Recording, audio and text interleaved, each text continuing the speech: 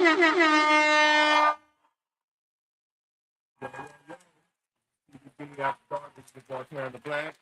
episode 37. We got some Swalwell little Swalwell aftermath going on. Today is April 14th. I almost said March. April 14th, 2026. Y'all know the deal. Like, share, and subscribe, man. Show some love. Uh, we got a couple of good stories here. This just dropped a couple hours ago. Dave Chappelle said he considered bringing back the Dave Chappelle show, and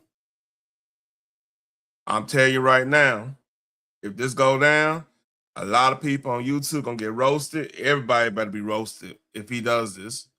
I think it's needed if he's able to have free reign, kind of like how the original Dave Chappelle show was. Like, I don't think he had free reign, but he had creative control to the most part, right?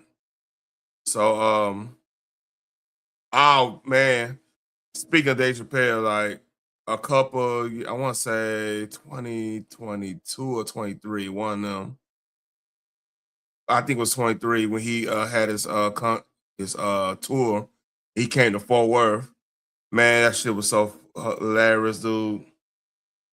I think, man, now is needed. Like, we need comedy back. We need comedy to come back full well because, like, what people don't know, like down there in Austin, Joe Rogan, man, he holding it down there with the mothership, and a lot of new artists coming out. Then, like, Netflix is holding it down. So, like, it, as in with the you know, there's, I think they got Kill Tony on there. Not on Netflix, but Kill Tony's on YouTube, of course, and all the other stuff. But like, they got some show.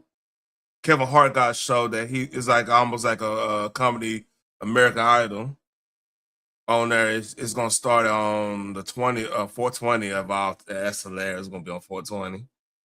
Yeah, so I think man, this is good news. If he does this, he's considering it. I wonder if Netflix take this, that means it's gonna be back to the old school uncut comedy, man. And I just can't wait if that. And the thing is too, like, I have a dark sense of humor. Like, things that probably would make other people mad, I would laugh at. It's weird.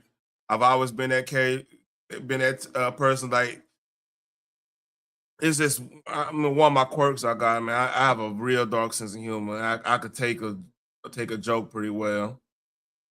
So, like, that's nothing really bothers me on that end, you know. So Chappelle coming back and they allow him to be him, man. It's a net benefit in my book. And some other stuff happened this week too. This happened yesterday actually, while I was on live. So apparently, Rock and Roll Hall of Fame inductees been announced, and Wu Tang is one of them. And shout out to Red Man. He posted this. I reposted it on X. Oh, I don't want to go there yet. So the nominees is hold on.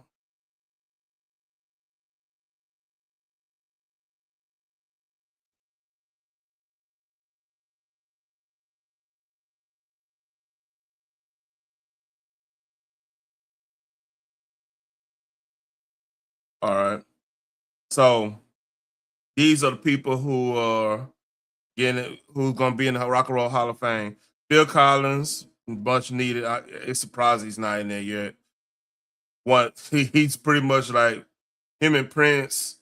You can make him, Prince, and Michael Jackson probably is the soundtrack of the '80s. Billy Idol, same there. He's rock. Iron Maiden. I thought Iron Maiden been in there. New Order and Joy Division, yeah. I mean, they do all the industrial and stuff. The Oasis definitely need to be in there. Like, man, like, if you're a Man City fan, like I rock with Man City. That's my EPL team of choice. Been like that ever since um everybody was on Manchester United jockstrap. I was like, man, let me see who's on the other side. I'm a big Man City fan. Got jerseys in the closet and everything. I need to hang them up while you playing, but I don't even get on the Man City stuff. Sade definitely needed. Luther, I'm surprised Luther ain't been in there. Because Luther was he pretty much was the voice of the 80s and the 90s. As in R&B, I mean, you weren't gonna get any better than Luther, than Wu-Tang motherfucking Clan. And here's the thing, man. Like, Wu-Tang to me is like, it's hard to beat NWA as a rap group because NWA, everybody in there had everybody in Ruthless Records, early Ruthless Records have a big impact on hip hop as a whole. Like if DLC didn't have his DLC helped made some of the G funk sound, like as in the writing, the lingo, and the whole nine, right? And like if they didn't have that car, if he didn't have that car accident out there, popping X and doing, wild and stuff, man. He had one of and no one could do it better. That album, you could put that up with any Rakim album, any Big Daddy Kane album.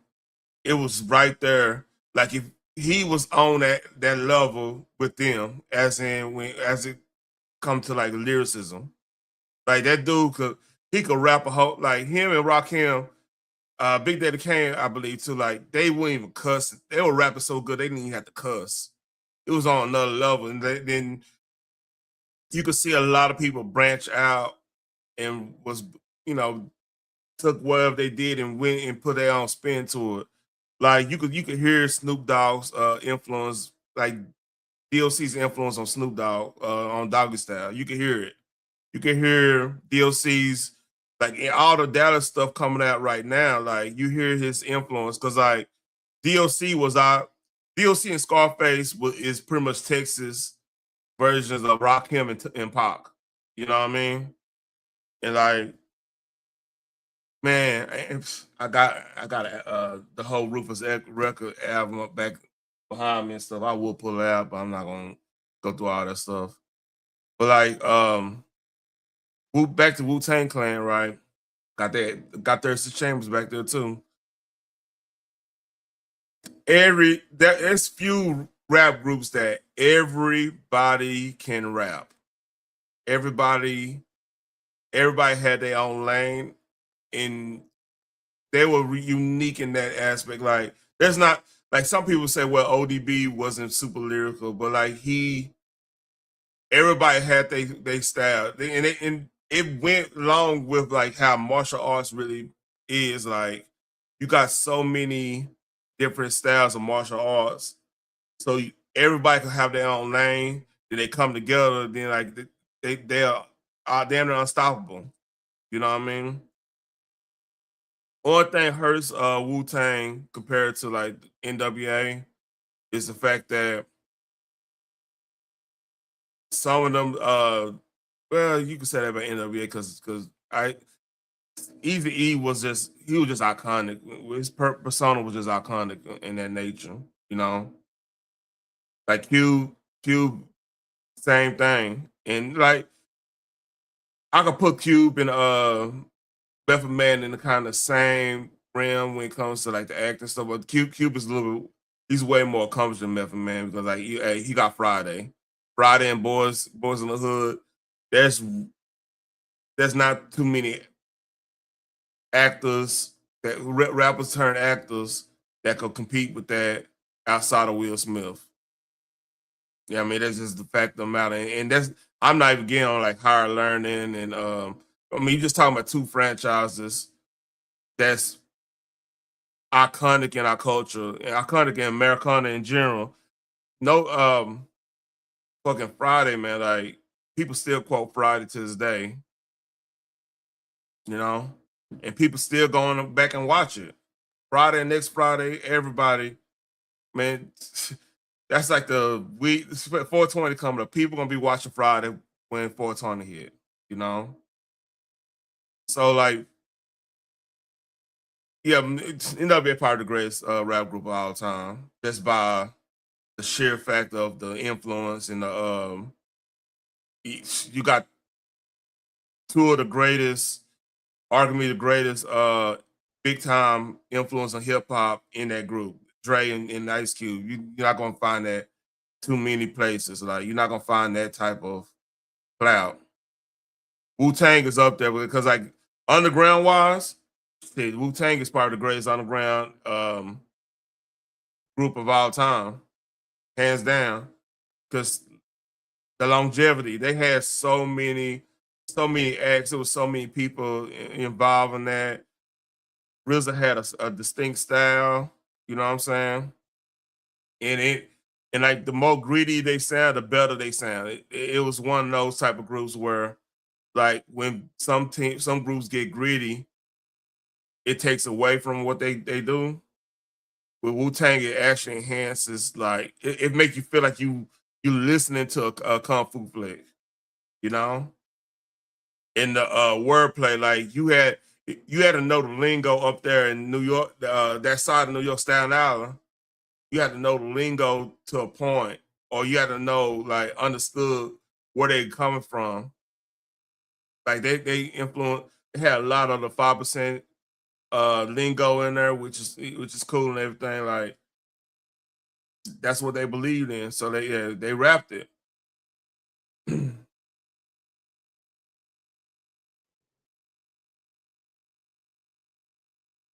I don't know.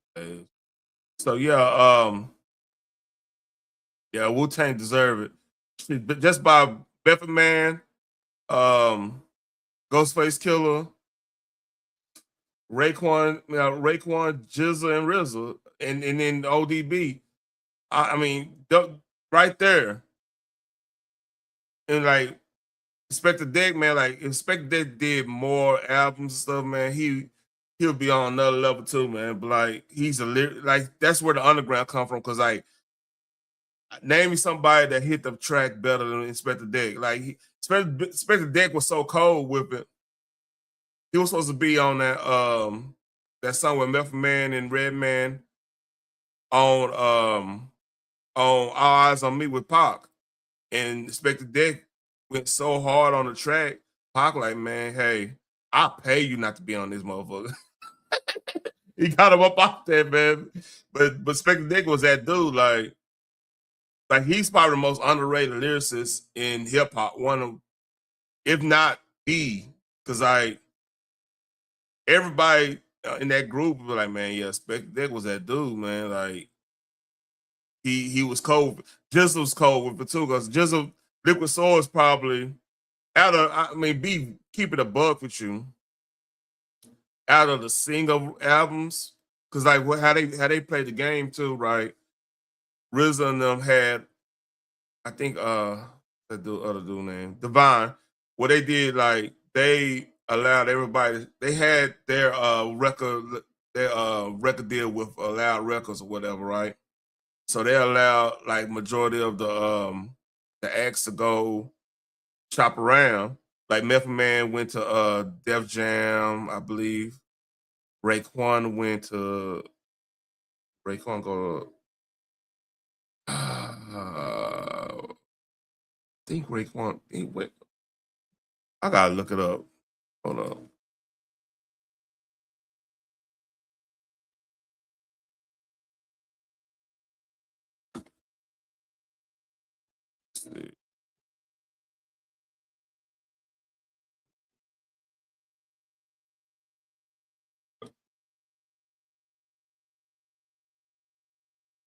Yeah, it was with Loud. Yeah, Raekwon was with Loud. Method Man was with Def Jam. Ghostface. Let's see what Ghostface. He was with Epic. I remember that. That's why he like he was. That's why he was like real. He did a lot of collabs with Did some Michael Jackson collabs, everything. He was getting that type of money. Yeah, RZA. Yeah, so yeah, they all spread out and they were all in different, except for like ODB, Raekwon, and like RZA and them. Jizzle and all them, they went their own way. Yeah, it was unique. That was a unique approach. So like everybody went and got their own separate shine, like on the credits and everything. But shit, the Wu-Tang album come out, shit, they had their own, they do their own thing with that, and like what's called, they get most of the money. So it was a good marketing plan, unique for the time. But hey, congratulations to everybody. Like all these people deserving. I'm surprised Iron Maiden took this long. Iron Maiden, and I would have thought New Order would have been on there too. So it was more people. Damn, Lauren Hill, Mr. Cut, and New Edition, Mr. Cut. So in addition to the former inductees, Celia Cruz, Peter Kuti, Queen Latifah, MC Light, and Graham Parsons will be honored with the Early Influence Award. Linda Creed, Efrem Martin, Jimmy Miller Band. Rick Rubin will receive the Musical Excellence Award. The annual Ed Sullivan. Yeah, Ed Sullivan show was a big player. But I'm surprised they didn't put. Let's see. I bet New Edition gonna make it next year. That's my bet. I bet New Edition will make it next year. Yeah. So enough of that. Congratulations to everybody, man, on that one. Like I said, that's most of that is my soundtrack of like Bill Collins, Billy my idol, like Rebel Yell. If anybody play Guitar Hero or shit, if you just watch MTV and VH1 back in the gap, you know about Yellow, Rebel Yell and Little Sister and all that stuff. Yeah, that's the '80s classic right there. Iron Maiden, like um, Rocky Like a Herd. Oh, that's Scorpions. Uh, Number of the Beast. Number of the Beast is good because people. I remember when everybody thought they were saying that they were trying to they were bigging up the underworld type shit, but they were actually making fun of it a little bit. Um, the other one, another song on to my Run to the Hills. Run to the Hills is real good. It was basically talking about the Indians, the Native Americans, and the you know you it had a story behind it. Like I said, Oasis, and Champagne Supernova. Um, was it Don't Cry in Anger? I believe that's another song. Um,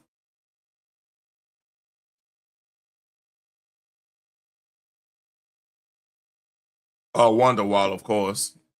I've about to start singing Wonderwall. Yeah, that'd be kind of cool to do a karaoke night on this bitch. So, congratulations. Like I said, congratulations to them, man. Part of my childhood right there. So, let's talk about Iran. Let's talk about Iran. Opened the strait for business, unless you're going to Iran. In the first 24 hours of the Hormuz blockade, no ships from Iranian ports made it past our fleet. 6 merchant vessels tried, and they were turned around. If a ship doing business with Iran gets anywhere near the blockade, Navy SEALs will board it, put a gun to the captain's head, and turn it around. Damn. The Wall Street Journal reports that 20 commercial ships have passed through peacefully into the Persian Gulf. Now, when Iran controlled the strait, that number was 0. Foreign tankers are starting to sail in and out, and Iranian ships aren't allowed to come in or out. CENTCOM says we have over 12 warships, 100 fighter and surveillance aircraft, and 10,000 service members out imposing the blockade, including the USS Tripoli, our amphibious assault ship. Oh. It's currently positioned in the Arabian Sea with 3,500 sailors and Marines on board, including the 31st Expeditionary Unit. Yep. They've been doing night deck shooting drills. And our F-35 stealth fighter jets were seen taking off from the Tripoli too, helping us maintain supremacy in the skies and the high seas. Soon coming to help, the USS Boxer. The 11th Marine Expeditionary Unit on board has been executing round-the-clock live fire drills on the water as our armed forces prepare for the second phase of the blockade. Clear the Straits of Hormuz. Make sure it's clear of mines. Open up other channels. We saw some of that going on this weekend. Next thing is secure it and provide escorts for the ships that come through it. And we would do that initially and then eventually transfer that to allies and partners to take that over from us. CENTCOM's focus now is demining the strait, if there are even mines in the first place. Last week, the president called Iran's bluff, and so far, we haven't found a single mine in the water. In our toolbox, we have Seahawk helicopters, knife fish mine hunters, and knife fish drones to find any floating explosive. Navy divers are next. We're looking at probably at least 2, 3, 4 days of searching, and then it depends whether we find something. We find something, we'll mark it, continue searching, and then that involves using an ROV, a remotely operated vehicle robot, or possibly sending a Navy EOD diver down to go take care. Things I've been hearing too about what's going on in Iran. They apparently recruiting child soldiers from like the RGC family, like some of the family members. It's, you know, so it's getting a little weird there. And then since you have a blockade and they pretty much surrounded, like they can't unless they doing a lot of smuggling or whatever, like. Food is getting scarce in some cases. Allegedly, this is all. Like I said, I'm not on the ground there, so I'm not gonna sit up and say this is exactly what's happening. This is what's been told to me and to other people on YouTube and stuff. So, like I said, this is fog of war. Expect that something might not be exactly what they say is one way or the other. Like anybody on here saying, "Hey, I know for a fact this is happening during this any conflict." Take it with a grain of salt. Like I'm with what I'm seeing right now, from what they saying, it look like the blockade is holding. China's been saying a lot of stuff like they ain't selling weapons to Iran, which who believes that? Really, you got to trust and verify in that situation. It's just right now. I said this yesterday. We have to look at this in the standpoint that we've been in World War III since 2020, since actually November 19. We have to start looking at that because all these moves are affecting China. This is why China's saying what they're saying. They're saying, "Oh no, we're not doing this. We're not doing that." We have to start looking at that, looking at it in that fashion. And while this might not last for 5 or 6 years in this aspect, other things could be happening after this. You know, because right now, if this holds, right, or even if they get a deal, right, that means China might begin to butt in a stick in this situation. So you're effectively putting them they back against the wall on other stuff they want to do. Either they're gonna have to make a deal or they're gonna have to do something drastic to save face. So none of this is pretty, and that deal could be broken once Trump or whoever is out there, you know, gone. So we have to look at this like this is about to be a long struggle for years to come on the whole global scene. So anybody saying we losing or we winning, we doing this, we doing that, they don't really understand the gravity of the situation. And this is my opinion. You know, I'm just looking at all the tea leaves around the world, like a lot of the gamership our administration doing right now, the plays we doing right now. It look like either we better be in a prolonged conflict sooner or later because of drastic measures or whatnot, or we just probably about to have a whole different global change in how power look and stuff. So we gotta look at this in a bigger picture, not okay, my gas is up right now. Cause right now, gas is up. I have gas guzzlers too, man. It's hurting. I ain't gonna sit up and lie to you. It's hurting. But I do see the bigger picture in this. And when the smoke clears, we're gonna see something different that we probably never thought we'll see in our lifetime as it comes to because think about this. We blocked the Strait of Hormuz. That means it was a story last night where all the ships were going to the Gulf of America, Gulf of Mexico, Gulf of America, whatever you want to call it.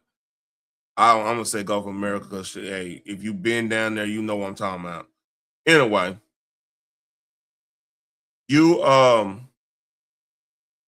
how is this affecting our trade deficit? How is it affecting our deficit in general? Like if everybody coming straight to us and we the plug now on gas and natural gas and oil, what that's gonna do to our trade deficit? Really? I mean, how much we selling it for? How that gonna? I mean, that definitely affects our deficit because if the people that got our deficit, owns our deficit, like with treasury bonds or whatnot, if they have to come here to get gas and get oil, some of that you're gonna chop some of that off. I mean, that's just bottom line to it. It just maybe I'm making thinking too far ahead, man. Because why would you have anybody come buy our oil that we control and not get stuff knocked off when it comes to deficit and everything like that? And plus it make our money worth more in the long run too, because if they have to come buy from us, they gotta use our money, right? I don't know. Like I said, we will see how this play out in months to come, years to come. In other news, this shocked me.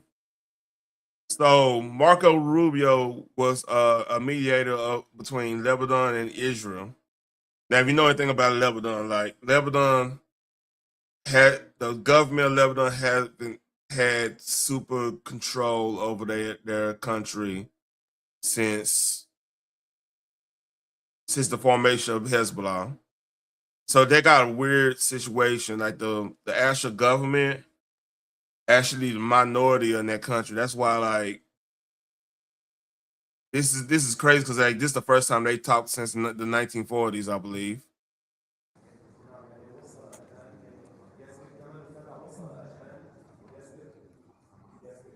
Maybe 60s.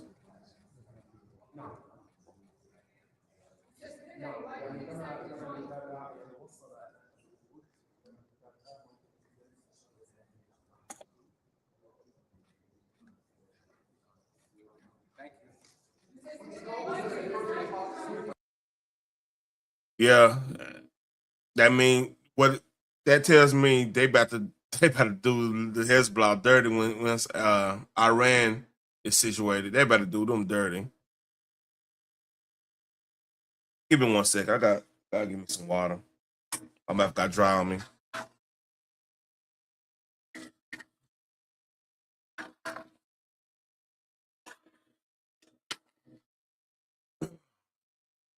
So we better get on the Swalwell Aftermath. So Hakeem Jeffries was asked about all them. Ooh, this is CNN doing this. Let's read. Did you push Swalwell to resign? Did you push Swalwell to resign? Number of conversations that I've had will remain private. Why did you call for him publicly to resign, given these allegations? He's made the right decision. And what about Trifolis McCormick? Should she resign? Thank you, everyone. Yeah. Here's my theory on this. I think a lot of people jumped to the conclusion about Trump losing the midterms and everything because it's Iran thing, and just by history alone. I think there's a lot of stuff about to come out overall that's going to be worse, get worse and worse. So that's my theory on that. And here's more stuff. While we have you here, has the president said anything about Swalwell? I don't know if he said anything. Has he been following that? Why, has he had a bad week, Jesse? I haven't been watching. Stephen Miller, crazy ass. Has anything gone with bigger matters of war and peace? Couldn't have happened to a better person. But look, here's the most important thing. If we have 10 seconds on this, and I'm sure you would agree with this, the most important part about this story, and look, Swalwell is a scumbag. He is a terrible person, the worst of the worst, the lowest of the low, the most dishonest and the most dishonest. But the real story here is how the Democrat Party controls its members through blackmail. It's got a blackmail file on all of its politicians. So Stephen Miller is suggesting that the Democrat Party got their own Epstein files on their own members. If y'all don't understand what's happening here, this is called turning the shit around. This is a classic political jiu-jitsu move here. And this is why you always gotta, anytime politicians of a certain party get on their high horse, you always gotta have that little grain of salt, that little piece of common sense. And you're like, okay, y'all going too hard on this, or y'all hiding. See, that's my libertarian bone there. Like, I look at this from a libertarian standpoint, I'm laughing at all this shit. Because it's like, everybody complain about what Trump and them did with the Epstein files, which I'm not too much of a fan of myself. If you don't have everything together, don't even talk about it, in my opinion. That's just me. But, and I would say this. If they didn't do the top tax cuts like they did and they're bullshit around all last year, Epstein would be bigger on my radar on really going at them and stuff. But like, I'm looking at the big picture, and I don't think none of them are saints in general. I always scoff when people be like, well, man, people getting away with it. They're gonna get away with it because this reasons the way they're gonna get away with it. Well, number one, we just talked about in our culture. I'm talking about black culture. Like we got anti-snitching culture. So you don't think these politicians don't got the anti-snitching culture either? We can't. I don't know. I might be going to. Like, how are we gonna be mad at Congress and them for protecting themselves on some bullshit? But in our community, like if somebody get robbed and they go and report the shit for insurance purposes or whatnot, y'all calling them a snitch. But you want Congress to do right. It doesn't make sense. Like I don't know, man. So I just expect bad behavior from people that is in Congress. Because like a great man once said, like, politics is an ugly person's Hollywood. You know what I mean? Cute people go to Hollywood because, like, number one, we want to see attractive people do things that, we can relate to or whatever. That's the whole point of entertainment. You know what I mean? To see somebody achieve something or portray something that we believe in, we like, or whatever. The hell? I had to go put on break and go regulate. Anyway, that threw my train of thought. Anyway, so like the whole point of going to go see a movie is for dude, we gonna want to see somebody we either relate to or somebody we attracted to. And politics is totally different. But like the thing is, if you put your hope and dreams into what government does, you look at them as goddamn clergy or some shit.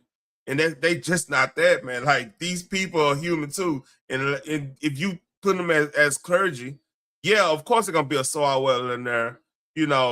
Got a Brazilian maid, which what the hell's happening? I don't want her to be dated right now. I'm dated, but I don't want to be, Anyway, so yeah, it makes sense for Swalwell to be over here doing this, because like if there's a whole party, a whole side that look at government as their god and government as they baby daddy and they their husbands and everything like that, yeah, it's gonna be some dude that's gonna tell you what you want to hear, show that whole more, oh, I can't believe Trump said this. I can't believe hey, vote for me. I go stop him. And it's gonna be a lot of lonely fucking white liberal housewives that's bored and shit gonna fall for that shit. Yeah, of course he'll placate to that shit, man. It's easy. So I don't get why y'all want. I just don't get why y'all want Congress to do right when. I mean, y'all should already know that's the whole thing with Congress. And good thing about this situation, they are falling, they are resigning and everything. Let's read. And it uses them to leverage and control them until it's time to release it. That is how sick and twisted the Democrat Party is. Similar to Epstein, by the way. That's the next thread we've got to pull out here, Jesse. All right, it's a dangerous business. We'll see how it shapes. We have you here. So, and believe this happens in Hollywood. Like, you think Diddy and Weinstein are only cats like that? Like, I mean, come on. You don't think any women like you don't have a female Diddy out there? There's stories about the comedy scene over there. Like you had to go. A lot of dudes had to go meal with this chick, with this certain chick. I don't know by name, but I heard rumors that she had a class of cash for dudes. It's a lot of that going on, and it's funny. It stops when they start talking about kids. Ironically. So a lot of people about to start resigning or gonna have some scandals.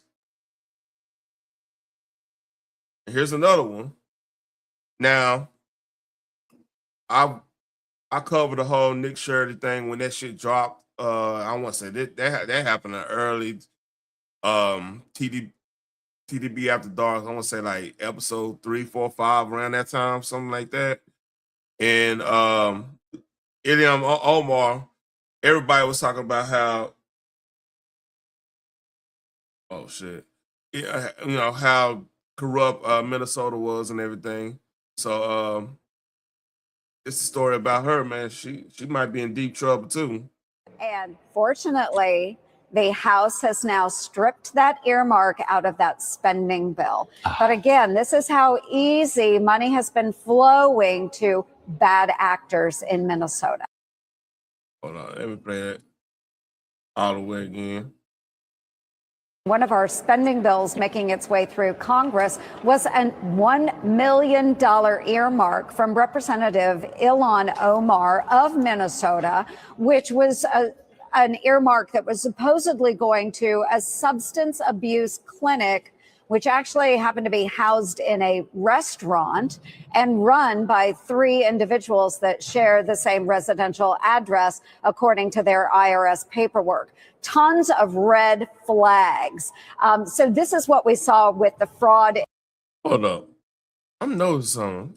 Is nobody chatting my thing? Or is the chat messed up? No, it ain't messed up. All right. Involving the daycare centers. Now we see other earmarks coming directly from members of Congress where it seems fraud is being perpetrated as well. So I raised the issue, and fortunately, the House has now stripped that earmark. All right.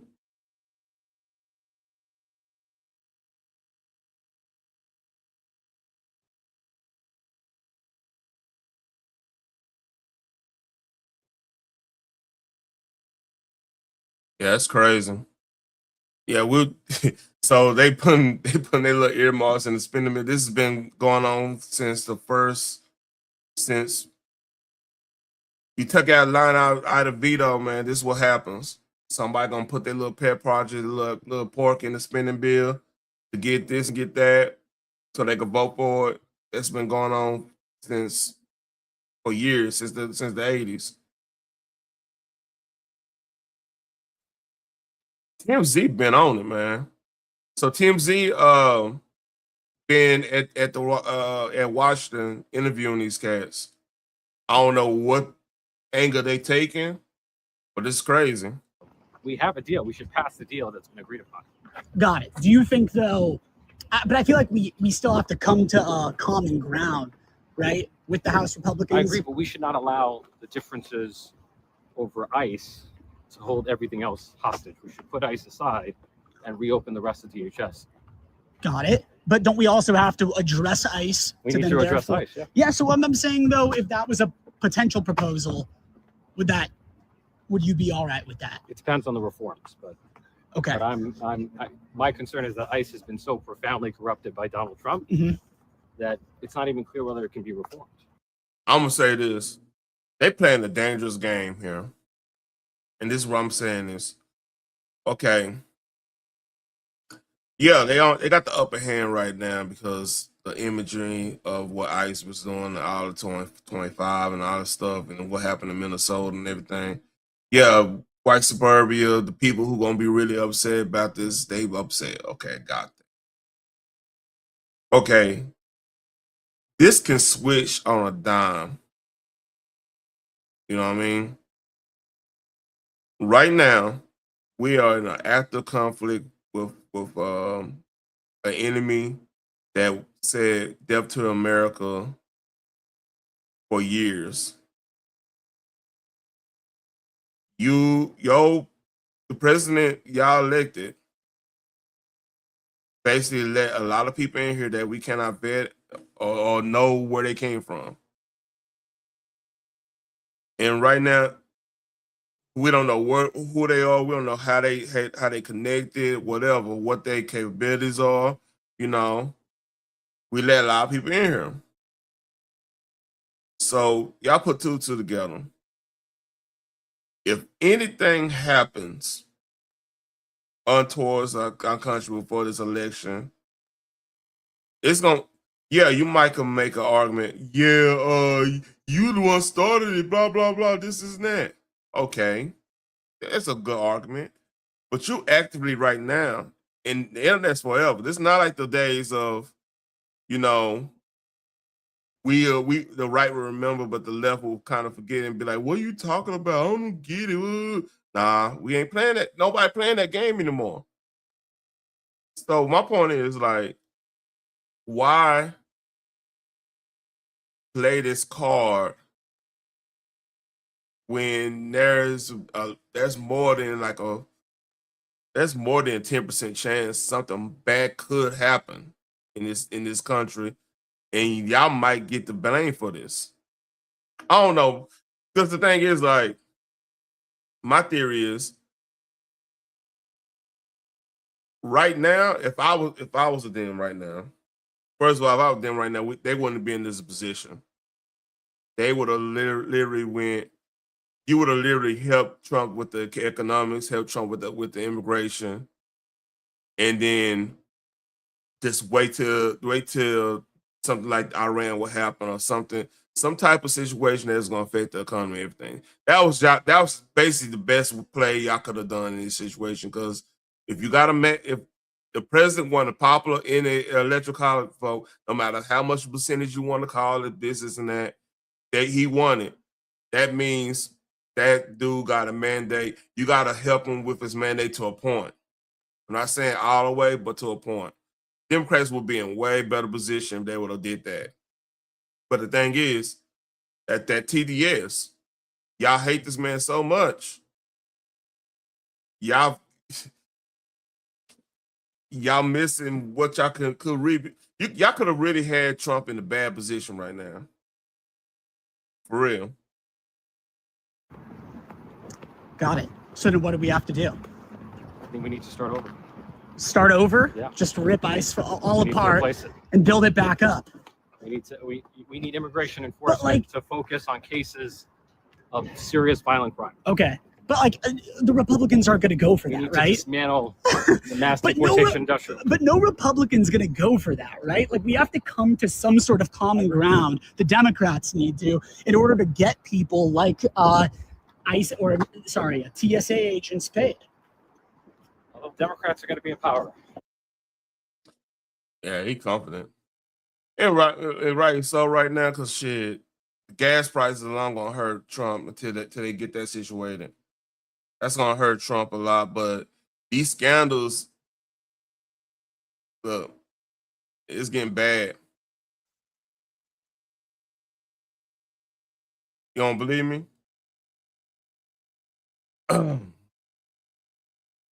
Let's hear what Senorita got to say. Can I also ask about Congresswoman Sheila Sherif-Lewis McCormick? Yeah, Do you believe that she should be expelled? The ethics committee last month found her guilty of over 20 violations. And I think that this case is an example of how this process should go, right? Serious allegations, some that may even be criminal, be subject to criminal investigation. We went, instead of just knee-jerking, going to some things, we can't all be part of an investigatory process. It went through an investigatory process.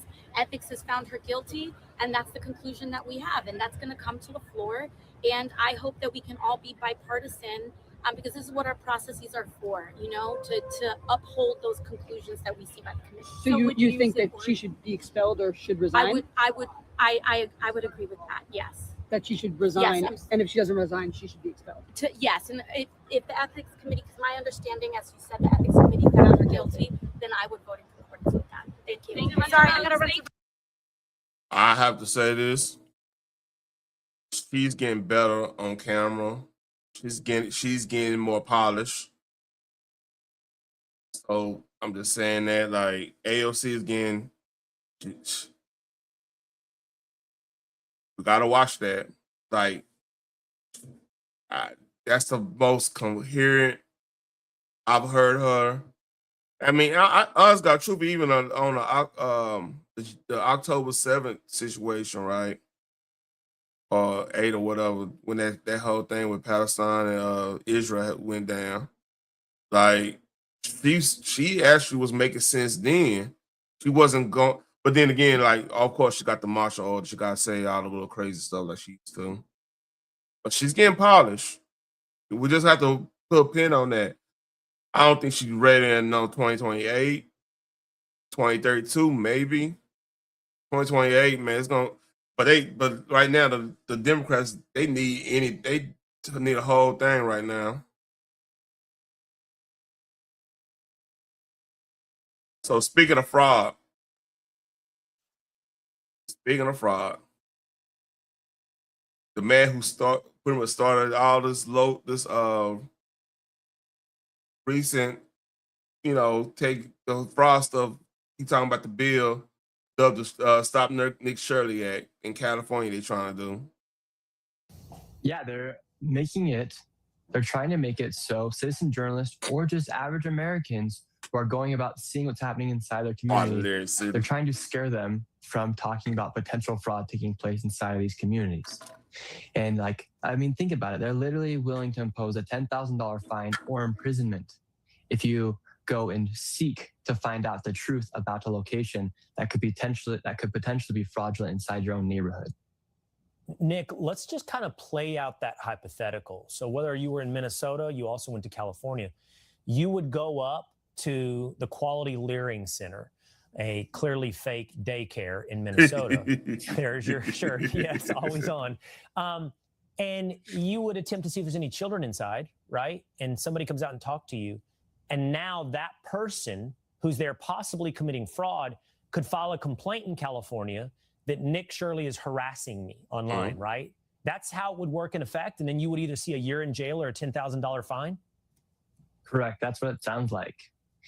And it sucks because inside these states like Minnesota and California, they've been proven to let fraud take place inside these immigrant communities. It's crazy. So, yeah, with all this fraud happening, Newsom and them trying to pass and stop. That's crazy. Kind of stop Nick Shirley Act. So yeah, that's crazy. And I said something about this last night. It's just more confirmation.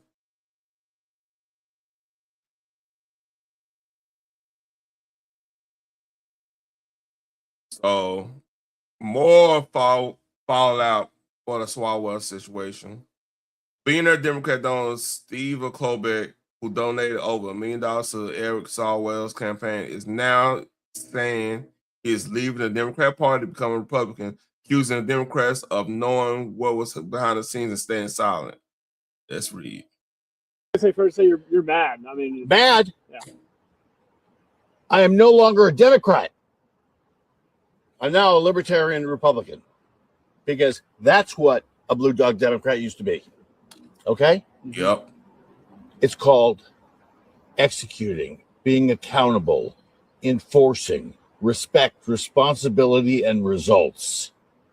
Knowing what your job description is, delivering results, unifying, making this country great, the great brand we have. Okay?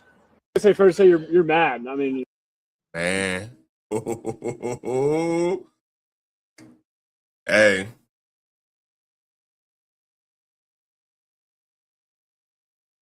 Man, and the problem right now with the Democrat Party, they have a bad masculinity issue, meaning you could tell there's no leadership, and pretty much they don't know what to do in a lot of cases. Like right now, what's their platform for 2028 or 2026? Affordability. But look at the blue states. Like, how affordable are the blue states? No, it's going to be kind of hard to play that. Then now you got scandals coming up. What's up? What's up, Phoenix?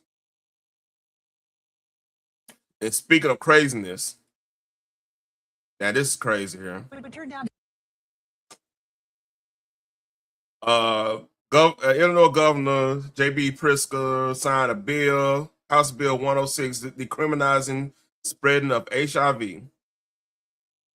Quote, to Illinois, after the Governor Pritzker signed a new law that decriminalized spread of HIV. Now, the new policy officially repeals a law that was passed back in 1986.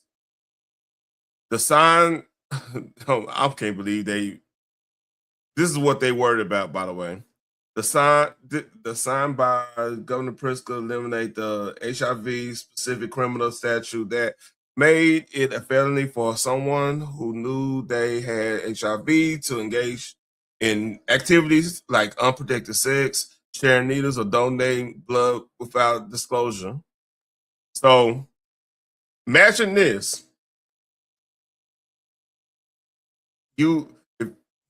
Something unfortunate happened to you, you have to have a blood transfusion or whatever, right?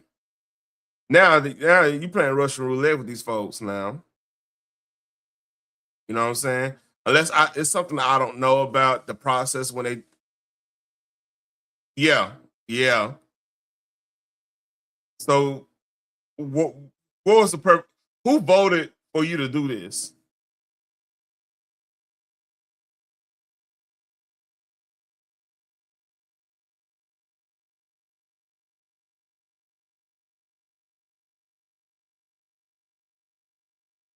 So basically, what people saying, well, if you've been now you just be treated and everything, but still, like, why? I don't get the whole point of signing this law, man. Seriously, I don't look. Look, man. Hold up. Where is it?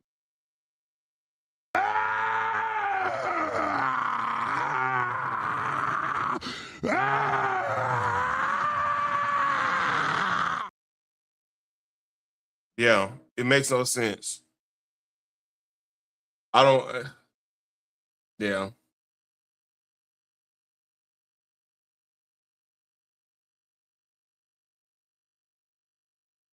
And this is gonna be a preview of tomorrow or nerdish tomorrow. More like 7:30. It's just a slight preview. And yeah, what's your opinion on what's going on with the quartering? I think that the quartering is I think he's totally fucked up, if you want me to be honest. I think he's totally fucked up. And I think it was a massive mistake to try to deplatform Kino Casino. I can't see why he would do that. I think it was ridiculous. And yeah, he's going, bro. Well, I'm just saying in general, right? I think it's very, very odd to do something like that. And I don't. All right. Next episode of Nerd is gonna be 90% about false flagging. That's what I'm doing tomorrow. And yeah, it's a lot of false flagging going on. We're gonna talk about that. So if there's nothing else, I don't think there's nothing else. Let me make sure.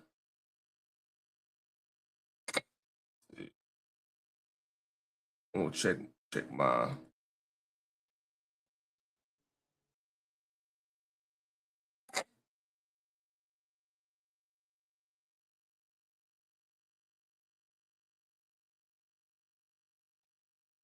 So the real criminals get passed on everything, but things that are not, they right, bitch, make them cry. Yeah, basically. Yeah, basically.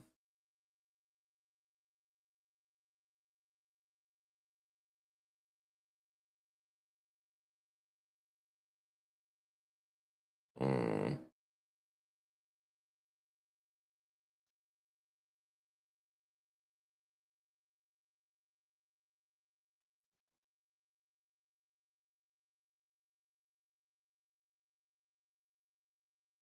Oh.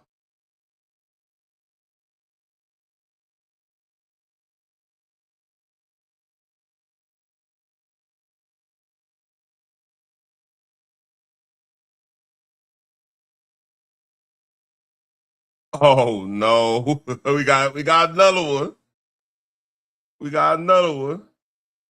So breaking outrage is erupting across Virginia after Abigail Spanberger signed HB 965 into law, effectively rendering Virginia's presidential votes null and void, with the measure handing the state electoral college to the national popular vote winner, regardless of state results. Oh, shit. Oh, my God. So here, this is the funny part, right? So with her doing this, that means Trump would have got Virginia if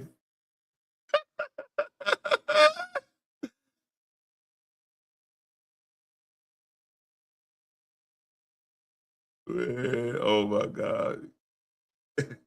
That's gonna backfire. I don't know when, but it will backfire.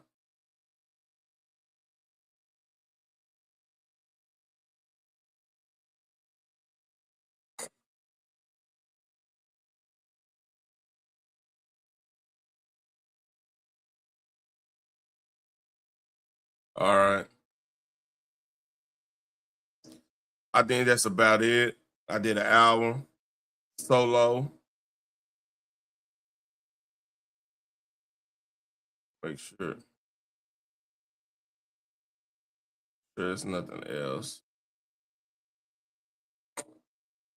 Yeah, I'm done. Oh yeah, but now, like, here's the thing though, Phoenix. Now, since they did that and Trump won a popular vote, he would have got all of Virginia. Yeah, it's people crazy, man. Hold up.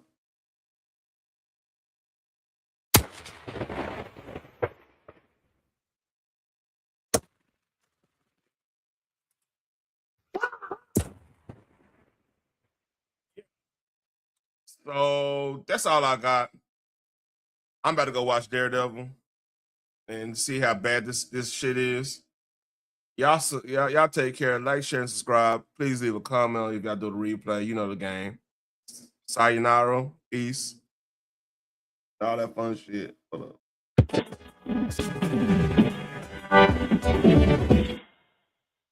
up.